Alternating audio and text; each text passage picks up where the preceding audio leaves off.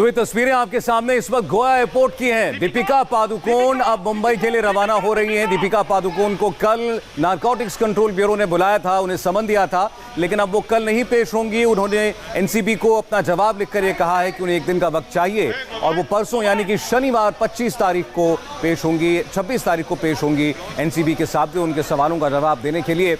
आरोप गंभीर हैं, संगीन है, ड्रग्स से जुड़ा मामला और दीपिका पादुकोण की ड्रग्स रिलेटेड चैट अब पब्लिक डोमेन में है एनसीबी के पास। लेकिन इस ड्रग्स चैट के अलावा और भी कुछ सबूत बताए जा रहे हैं। बड़ी बात यह है कि दीपिका पादुकोण को जब बुलाया गया उससे पहले 3 दिन से लगातार जया शाह से पूछताछ कर रही है एनसीबी। और आपको बता दें कि दीपिका की जो ड्रग चैट आई थी जिसमें हैश और वीड का जिक्र था और दीपिका ये कह रही थी कि हैश है ना, वीड नहीं चाहिए, तो वो हैश की डिमांड कर रही थी। और वो बात कर रही थी करिश्मा प्रकाश से जो उनकी मैनेजर हैं, और ये करिश्मा प्रकाश काम करती हैं जया शाह के लिए। और जया शाह जैसे हमने आपको बताया 3 दिन से एनसीबी के दफ्तर के चक्कर काट रही हैं। तो क्या जया शाह ने कुछ ऐसा बताया है दीपिका पादुकोण के बारे में जिससे उनकी मुश्किलें और बढ़ गई हैं? हमारे सूत्र ये बताते हैं कि एनसीबी के पास दीपिका पादुकोण के लिए सवालों की एक बहुत लंबी लिस्ट है।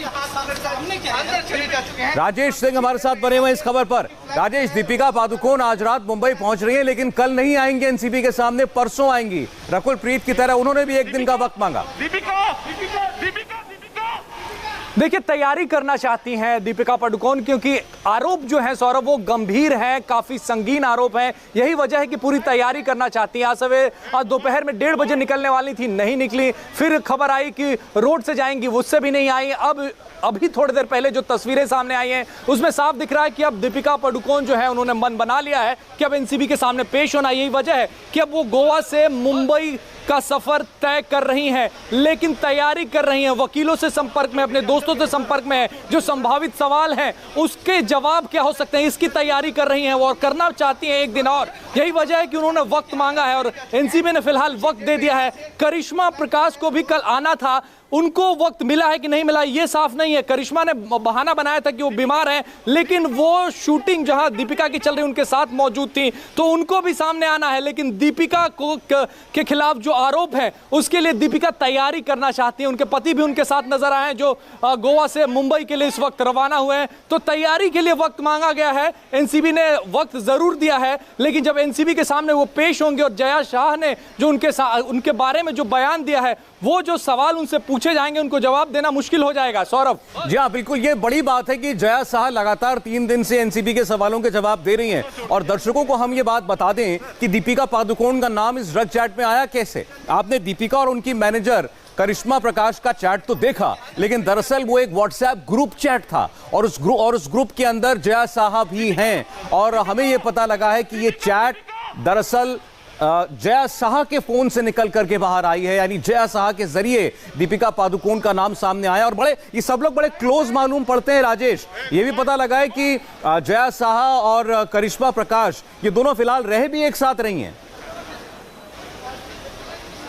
बिल्कुल बेहद क्लोज हैं। और आपको बता दें कि जया शाह बॉलीवुड के कई सारी अभिनेत्रियों की बहुत क्लोज हैं, बहुत जाना माना नाम है जया शाह, बहुत बड़े बड़े सेलिब्रिटीज को मैनेज करती हैं। और करिश्मा जो है उनकी बेहद खास हैं, दोनों साथ में रह रहे। यही वजह है कि जो ड्रग चैट सामने आया उसके बाद एनसीबी ने तय कर लिया था इनको कि बुलाना है। लेकिन जब जया शाह को बुलाया गया और उनसे जो पूछताछ हुई है, और भी पुख्ता सबूत दीपिका के खिलाफ एनसीबी के हाथ लगे हैं। यही वजह है कि एनसीबी ने ठोक बजाकर पूरी तैयारी कर उनको समन किया है। साथ ही आपको बता दूं कि 2017 का ये चार्ट है, 2017 से 2020 इन 3 सालों में भी यही लोग मैनेज कर रहे हैं। टैलेंट मैनेजमेंट कंपनी यही है जो दीपिका को मैनेज कर रहे हैं। तो क्या हुआ है और ड्रग्स का सेवन किया, ये सारी बातें एनसीबी जानना चाहती है, इसलिए दीपिका को बुलाया गया है। चैट भले ही अब उनको अभी इस वक्त 3 साल पुराना लग रहा है, लेकिन जैसा राजेश बता रहे हैं कि लोग वहीं के वहीं हैं। जया शाह की कंपनी मैनेज कर रही है अभी भी दीपिका पादुकोण का काम। दीपिका पादुकोण की मैनेजर अभी भी करिश्मा प्रकाश हैं। तो 3 साल पहले जो संबंध था तीनों का, जो बातें हो रही थी क्या उसके बाद भी हुई हैं,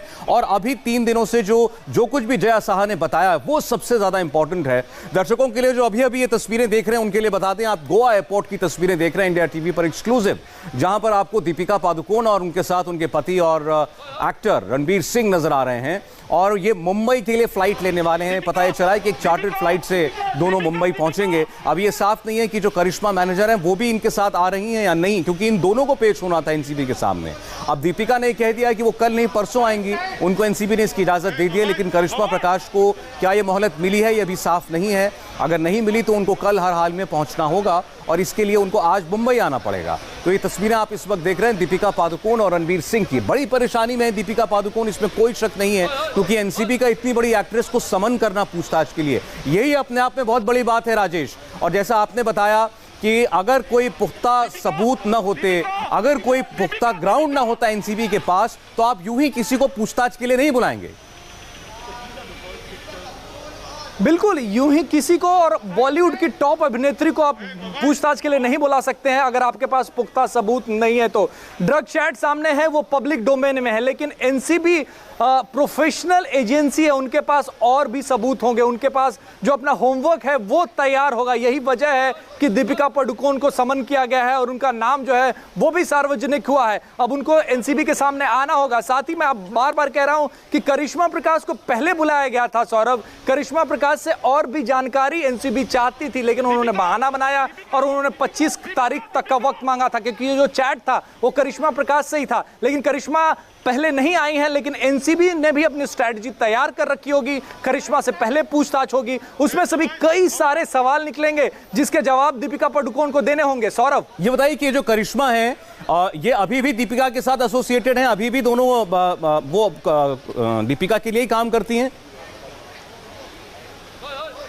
बिल्कुल दीपिका के लिए काम करती हैं और दीपिका की जब शादी थी तो पूरा मैनेजमेंट भी करिश्मा नहीं देखा था। इस वक्त अभय पराशर भी हमारे साथ जुड़ गए। अभय, दीपिका को बुलाया है एनसीबी ने, सबूत पुख्ता होंगे, ग्राउंड्स पुख्ता होंगे, तभी इतनी बड़ी अभिनेत्री को समन किया है। देखिए, बिल्कुल एनसीबी एक सेंट्रल एजेंसी है और एक सेंट्रल एजेंसी कभी भी कोई छोटी मोटी चीज के चलते इतनी बड़ी अभिनेत्री को जांच के लिए नहीं बुलाएगी, क्योंकि क्रेडिबिलिटी का भी सवाल है, जांच का सवाल है। और जो हमारे सूत्र हैं राजेश, वो एनसीबी के साफ तौर पर बता रहे हैं कि दीपिका पादुकोण के खिलाफ कुछ ना कुछ ऐसा अहम जरूर मिला है जिसके लिए उन्हें क्रॉस वेरीफाई करना बहुत जरूरी है, उन्हें एग्जामिन करना है। जो उनकी चैट है करिश्मा को लेकर, हालांकि दीपिका पादुकोण को कल बुलाया गया था ताकि करिश्मा से क्रॉस एग्जामिन कर लें, लेकिन दीपिका पादुकोण ने एनसीबी को कहा कि आपका सम्मान मुझे मिल गया, लेकिन मैं शनिवार को आना चाहती हूं। अपने कोई उन्होंने पर्सनल रीजन बताए। अब कल का दिन, कल करिश्मा से उनकी पूछताछ होगी। एनसीबी पूछताछ करेगी कि तुम्हारी चैट दीपिका पादुकोण के साथ किस तरीके की वायरल है, कौन कौन ड्रग ले रहा था, और फिर दीपिका पादुकोण आएंगी। ना केवल चैट बल्कि ऐसे अभी इन्वेस्टिगेशन, क्योंकि अभी प्राइमरी स्टेज पर है,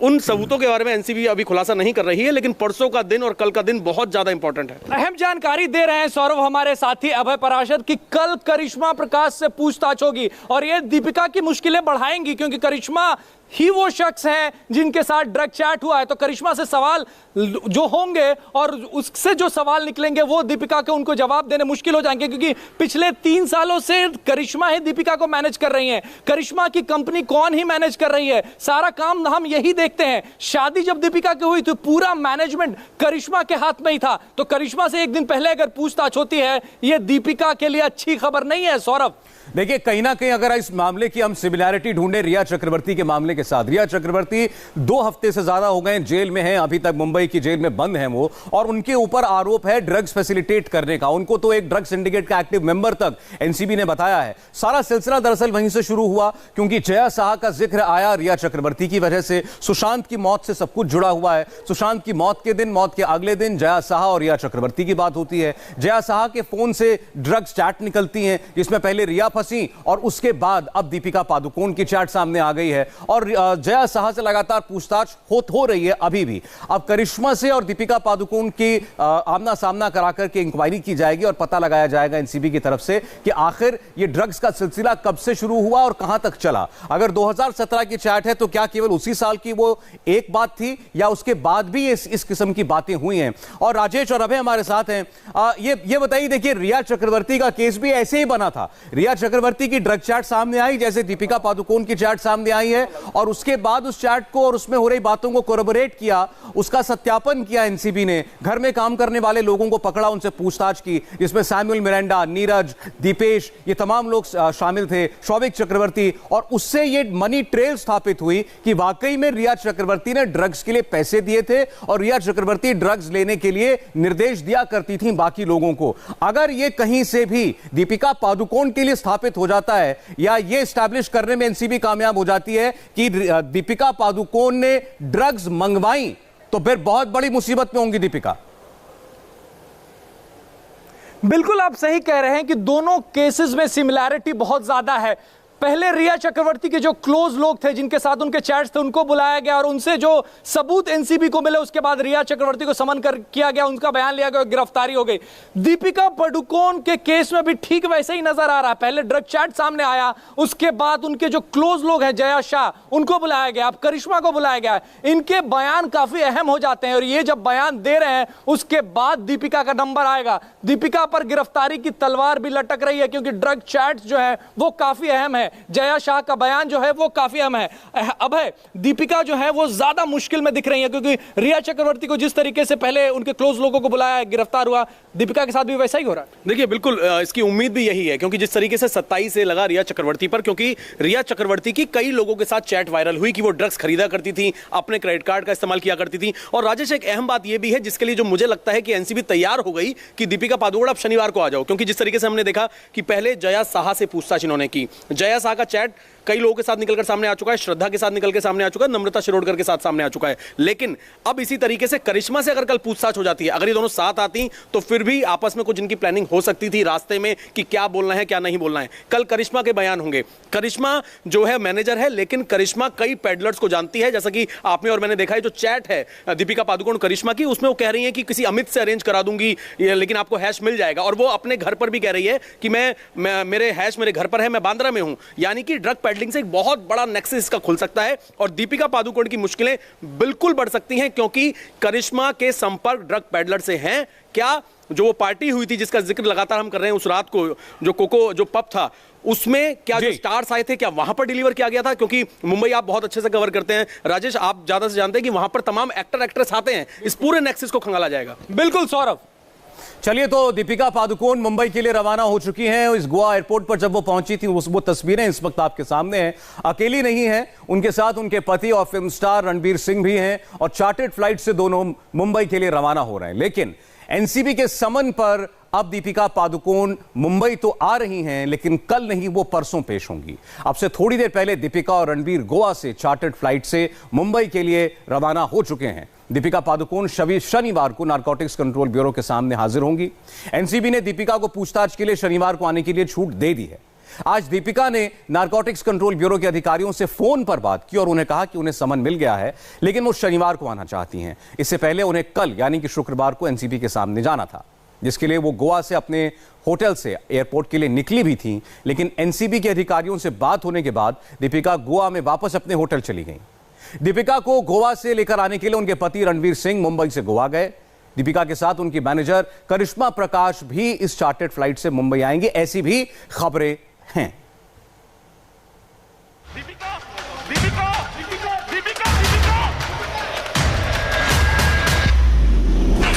दीपिका पादुकोण को किससे खतरा है? सवालों से, माहौल से, नारकोटिक्स कंट्रोल ब्यूरो से या फिर ड्रग सिंडिकेट से? मेगा सिटी मुंबई के बेहद पॉश इलाके प्रभादेवी में मौजूद इस ब्यूमॉन्ट टावर में रहती हैं दीपिका पादुकोण। 26वें फ्लोर पर उनका 4 BHK फ्लैट है। यहां पुलिस का जबरदस्त पहरा है। गुरुवार सुबह जैसे ही यह खबर मिली कि दीपिका पादुकोण किसी भी वक्त गोवा से यहां पहुंच सकती हैं, तो मुंबई पुलिस ने दीपिका की सोसाइटी के बाहर सिक्योरिटी बढ़ा दी। दीपिका पादुकोण जो है ये मुंबई के प्रभादेवी इलाके के ब्यूमॉन्ट नाम की इस हाई राइज इमारत में रहती हैं, लेकिन उनके गोवा से मुंबई पहुंचने के पहले ही यहाँ पर सुरक्षा व्यवस्था किस तरह से बढ़ा दी गई, आपको दिखाते हैं किस तरह से मुंबई पुलिस की जो गाड़ी है वो सुरक्षा के लिहाज से यहाँ पर आप देखिए इस हाई राइज इमारत के बाहर मौजूद है, जबकि पुलिस कर्मचारी जो हैं वो आपको अंदर नजर आएंगे। महिला पुलिस कर्मचारी भी अंदर मौजूद हैं। आपको तस्वीरों के जरिए दिखाते हैं कि किस तरह से महिला पुलिस कर्मचारी अंदर मौजूद हैं। पुलिस कर्मचारी मौजूद है। फिलहाल दीपिका पादुकोण गोवा से मुंबई के लिए रवाना होने वाली थी दोपहर लगभग 1:30 बजे के आसपास में। वो होटल से निकली भी लेकिन एयरपोर्ट नहीं पहुंची और उसके बाद में ये कयास लगाए जा रहे थे कि संभवतः वो सड़क के रास्ते मुंबई पहुंचेंगी, लेकिन इन कयासों पर भी विराम लग गया क्योंकि दोबारा से दीपिका पादुकोण वापस उसी होटल में पहुंच गई। जिस वक्त नारकोटिक्स कंट्रोल ब्यूरो ने दीपिका को पूछताछ के लिए समन किया, उस वक्त वो गोवा में थी। गोवा में दीपिका कुछ एड फिल्म्स की शूटिंग कर रही थी। कुछ विज्ञापनों की शूटिंग पूरी हो चुकी थी तो कुछ की शूटिंग होना बाकी थी। दीपिका ने पहले अपने कमिटमेंट को पूरा किया। जितनी शूटिंग पूरी कर सकती थी उन्होंने उसे पूरा किया। अपने प्रोफेशनल कमिटमेंट को निभाना दीपिका के लिए जरूरी था क्योंकि एंटरटेनमेंट और एड की दुनिया में वो बड़ा ब्रांड है। उनकी ब्रांड वैल्यू को नुकसान न पहुंचे, इसलिए दीपिका ने अपने कमिटमेंट को कंप्लीट किया। दीपिका को नारकोटिक्स कंट्रोल ब्यूरो के सामने पेश होना है। इसके लिए उनका मुंबई आना जरूरी था क्योंकि उन्हें अपने वकील से बात करके खुद को एनसीबी के सवालों के जवाब देने के लिए तैयार करना था। दोपहर करीब 1 बजे दीपिका गोवा के अपने होटल से एयरपोर्ट के लिए निकली। दीपिका के साथ उनकी मैनेजर करिश्मा प्रकाश भी थी। एनसीबी ने करिश्मा को भी समन किया है।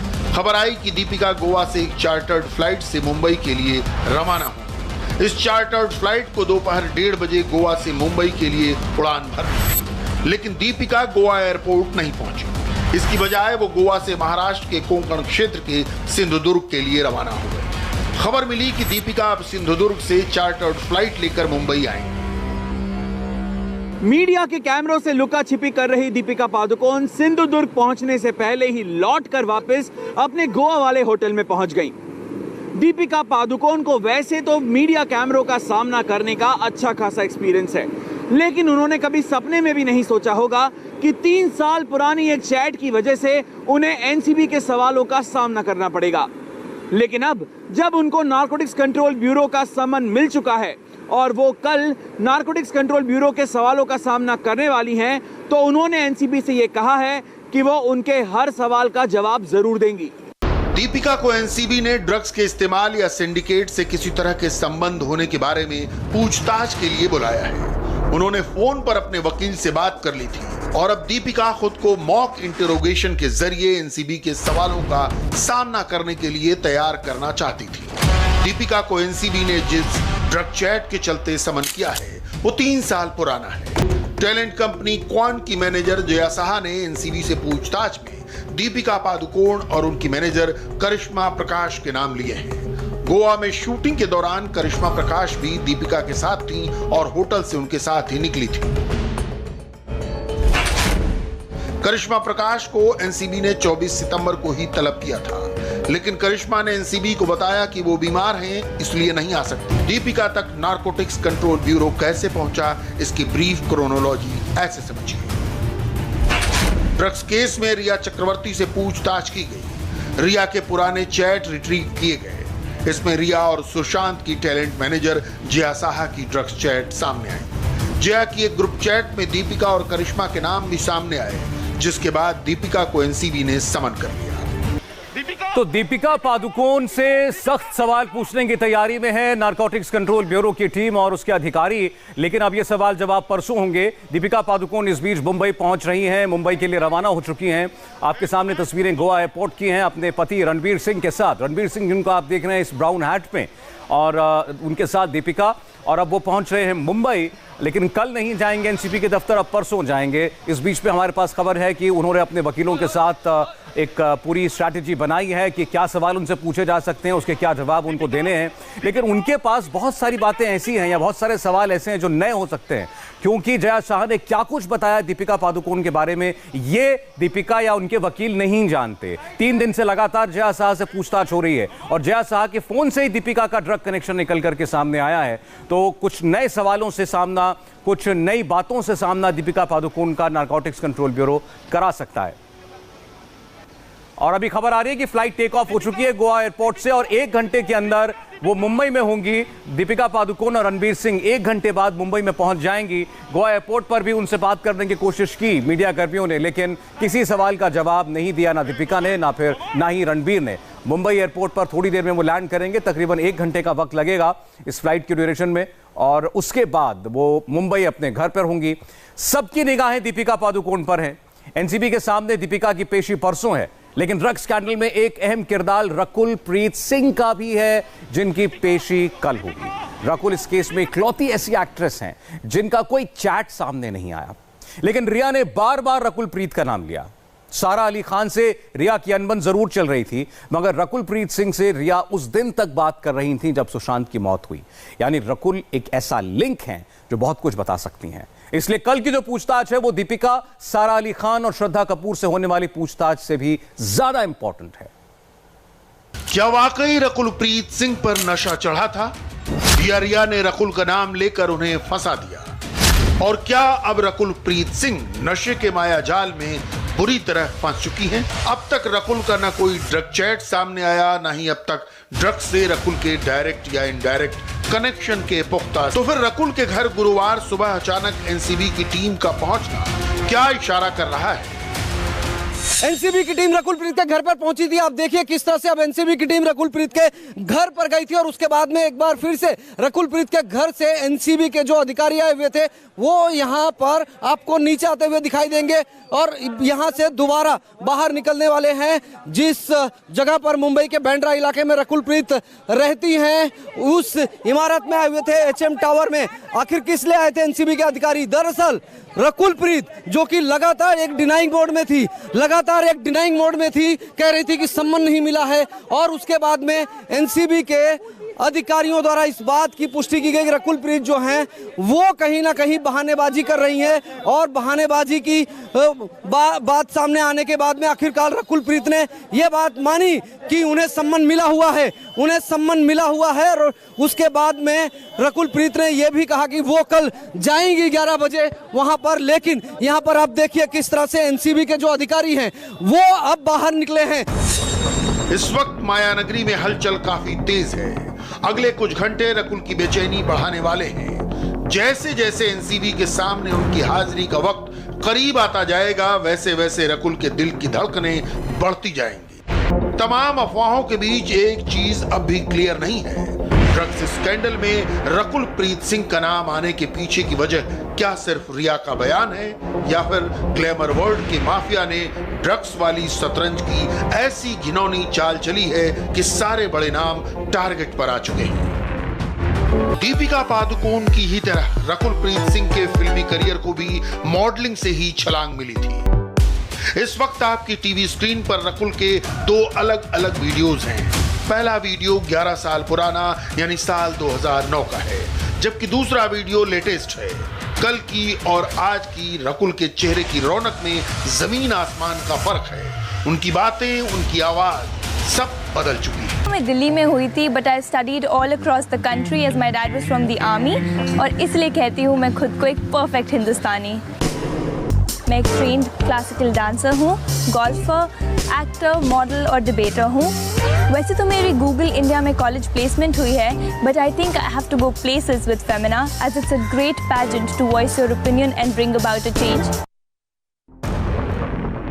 हिंदी फिल्मों में काम करने के मामले में दीपिका पादुकोण या सारा अली खान की तरह रकुल प्रीत सिंह बॉलीवुड में उतना बड़ा नाम नहीं है, लेकिन जिन लोगों ने यारियां, अय्यारी, मरजावा और दे दे प्यार जैसी फिल्में देखी वो इस चेहरे को अच्छी तरह पहचानते हैं। दिल्ली की पंजाबी फैमिली में पली बढ़ी रकुल प्रीत सिंह कॉलेज टाइम से ही एक्टर बनना चाहती थी। दीपिका की ही तरह रकुल ने भी 18 साल की उम्र में मॉडलिंग शुरू कर दी।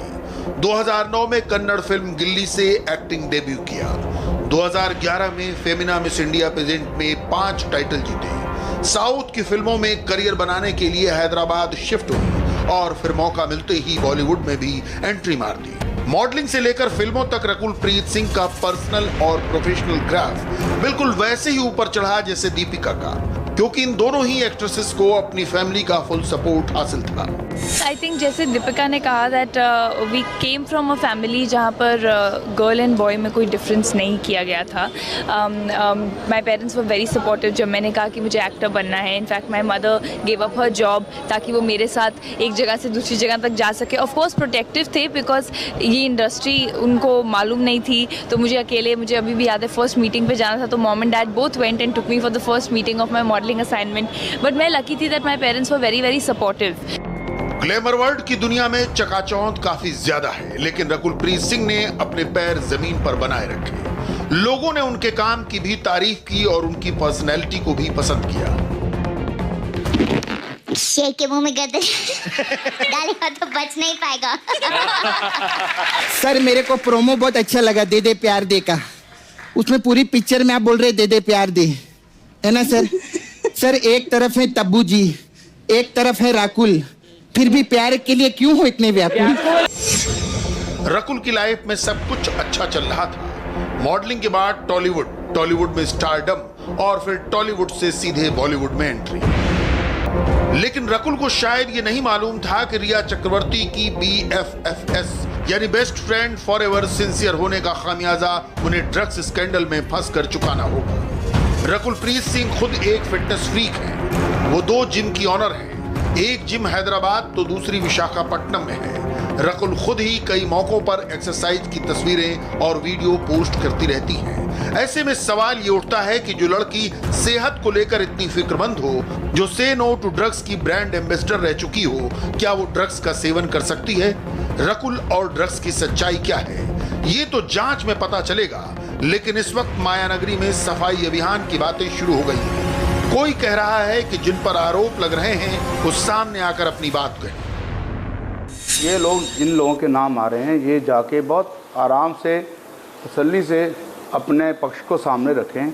और मेरा ये मानना है कि मान लीजिए अगर किसी से नशा करने की गलती हो रही है, वो जाके अपनी गलती मान लेंगे या माफ़ी मांग लेंगे तो ये नया भारत है, माफ़ भी करेगा। लेकिन ड्रग के खिलाफ पूरी इंडस्ट्री को खड़ा होना चाहिए और यही राइट टाइम है कि सब लोग सामने आएँ, क्योंकि बॉलीवुड नशे वाला और बॉलीवुड गंजेड़ी अगर बोलते जाएंगे तो मैं कोई भी नशा नहीं करता हूं और कहीं भी मेरी आप जांच कराना चाहते हैं मैं जांच कराने को तैयार हूं। ऐसी मेरी तरह बहुत सारे लोग होंगे जो नशा नहीं करते हैं। पर ये वक्त है सामने आने का, हमारी नई जनरेशन और इवन कलाकारों के ही बच्चे, आर्टिस्टों के ही बच्चों को बचाने का और इंडिया की नई जनरेशन को बचाने का। ये सब लोग को सामने आना चाहिए और सबको ड्रग के खिलाफ खुल के बोलना चाहिए और खड़ा होना चाहिए। तो कोई सीधे सीधे आरोप लगा रहा है कि अभी तो खेल शुरू हुआ है, आने वाले दिनों में कई चेहरे बेनकाब होंगे। फिल्म एक्टर मुकेश खन्ना ने तो फिल्म इंडस्ट्री की यंग जनरेशन को ही कटघरे में खड़ा कर दिया है कि पंडोरा बॉक्स खुल रहा है इंडस्ट्री का। इंडस्ट्री में अब तक ये था कि इंडस्ट्री एक निट फैमिली है। हम अपने महल 4 दीवारी में रहते हैं, लेकिन जब तक शराब थी, जब तक सिगरेट थी, जब तक पार्टियां थी, चलते थे वो, कुछ फर्क नहीं पड़ता। लेकिन अगर जिस चीज में अब नई चीज जो आई है, जो नई है, ये ड्रग्स एक कूल इन एक्टरों को, इस खास तौर पर ये जो नई जनरेशन ऑफ एक्टर्स आई है, इनको या तो बिगाड़ा गया है या ये ऐसी पार्टियों में घूमते हैं जहां पर ये बताया जाता है कि ड्रग्स लेना जो है वो कूल है। वो आपके जैसे लोग, मैंने कहा कि कई बार लोग फटे हुए कपड़े पहनते हैं और वो बोलते हैं ब्रांडेड कपड़े हैं, सिर के बाल खड़े कर देते हैं और बाद में ये जिस तरह की भाषा यूज करते हैं, वो धीरे धीरे ड्रग्स, और ड्रग्स ऐसी चीज है कि अल्कोहल से भी बहुत ज्यादा आपको पकड़ देती है। एक दीपिका पादुकोण 26 सितंबर को एनसीबी के सवालों का जवाब देंगी और इसी दिन श्रद्धा कपूर की भी बारी है। श्रद्धा को 26 सितंबर को सुबह 11 बजे एनसीबी ऑफिस में बुलाया गया है। श्रद्धा पर एनसीबी ने 2 केस दर्ज किए हैं। पहला केस सीबीडी वाले चैट को लेकर है और दूसरा सुशांत के फार्म हाउस पर हुई एक ड्रग पार्टी में शामिल होने के आरोप में। श्रद्धा के पहुंचने के बाद पहले राउंड की पूछताछ एनसीबी की मुंबई यूनिट करेगी और दिल्ली एनसीबी की सेकंड टीम राउंड 2 में श्रद्धा से सवाल करेगी। श्रद्धा कपूर के जवाबों से यह तय होगा कि आगे उनके साथ क्या होने वाला है। श्रद्धा कपूर पर फिल्माए गए इस गीत की जुबान में कहें तो श्रद्धा की जिंदगी में क्या से क्या हो गया देखते देखते श्रद्धा की लाइफ में 180 डिग्री का टर्न आ गया। वजह ड्रग्स को लेकर सामने आया श्रद्धा कपूर का एक चैट। श्रद्धा अभी लोगों की आंखों से ओझल है और एनसीबी के भेजे समन की वजह से कयासों का मीटर चालू है। सोशल मीडिया पर लोग श्रद्धा कपूर के इस रेन डांस को शेयर कर बारिश की बूंदों को सीबीडी ऑयल की बूंदों से जोड़ रहे हैं। श्रद्धा के खिलाफ ड्रग्स को लेकर एनसीबी के पास क्या क्या एविडेंस हैं, सबूत क्या इतना सॉलिड है कि एनसीबी की टीम ने खुद श्रद्धा के घर जाकर समन दिया है। जुहू में पाम बीच अपार्टमेंट है, इसके 7वें माले पर श्रद्धा कपूर रहती है। जिस तरह से हमें जानकारी मिली है कि श्रद्धा कपूर फिलहाल मुंबई में ही है और 26 तारीख का समन उन्हें एनसीबी ने दिया है। 26 तारीख के दिन उन्हें एनसीबी के सामने पेश होना है। ये इमारत जो है ठीक चौपाटी के ठीक पास की इमारत है और इसके 7वें माले पर श्रद्धा कपूर उनके पिता शक्ति कपूर के साथ रहती है। और जिस तरह से एनसीबी के अधिकारी जांच पड़ताल में और साथ ही साथ जिस तरह से रिया चक्रवर्ती ने कई अहम खुलासे किए हैं, उस अहम खुलासों को लेकर एनसीबी उनकी पूछताछ करना चाहती है। 26 तारीख के दिन उन्हें एनसीबी के सामने पेश होना है। पिछले सिर्फ 10 सालों में शक्ति कपूर की बेटी श्रद्धा ने खुद को बॉलीवुड की टॉप हीरोइन में शुमार कर लिया है। अभी तक अपनी फिल्मों और उसके बम्पर बॉक्स ऑफिस कलेक्शन को लेकर चर्चा में रहने वाली श्रद्धा का नाम पहली बार ड्रग कंट्रोवर्सी से जुड़ा है। क्योंकि श्रद्धा का फिल्मी करियर का ट्रैक गवाह है, वो हाफ गर्लफ्रेंड भी बनी तो हिट और स्त्री भी बनी तो सुपर हिट। उनका भूतिया अवतार भी बॉक्स ऑफिस पर 150 करोड़ के पार हो जाता है। पढ़ाई के दिनों में डॉक्टर बनने का ख्वाब देखने वाली श्रद्धा इन दिनों ड्रग्स के दलदल में फंसी नजर आ रही हैं। सवाल है, क्या सच में श्रद्धा को सीबीडी के बूंदों से आशिकी है? श्रद्धा के ड्रग्स वाले चैप्टर के सूत्रधार है क्वान कंपनी की talent manager Jaya Saha. NCB Jaya Saha से कई दौर की पूछताछ कर चुकी है। तफ्तीश के दौरान जया के मोबाइल से श्रद्धा का नाम भी निकला और बॉलीवुड में बवंडर आ गया। क्योंकि जया और श्रद्धा के बीच का व्हाट्सएप चैट चौंकाने वाला है। जया ने श्रद्धा से कहा, जब तुम नीचे आ जाओ मुझे कॉल करना, तुम्हें सामान मिल जाएगा। हेलो, मैं जीनल के साथ सीबीडी ऑयल भेज रही हूँ। हे, थैंक यू। सुनो, मुझे अभी एसएलबी से मिलना है। जया साहा के साथ श्रद्धा कपूर की चैट में जीनल नाम की लड़की का जिक्र है, तो किसी एसएलबी का नाम भी लिया गया है। दोनों कौन हैं? एनसीबी इसका पता लगाएगी। सीबीडी ऑयल वही ड्रग है जो जया साहा सुशांत सिंह राजपूत को देने के लिए रिया चक्रवर्ती को भिजवाती थी।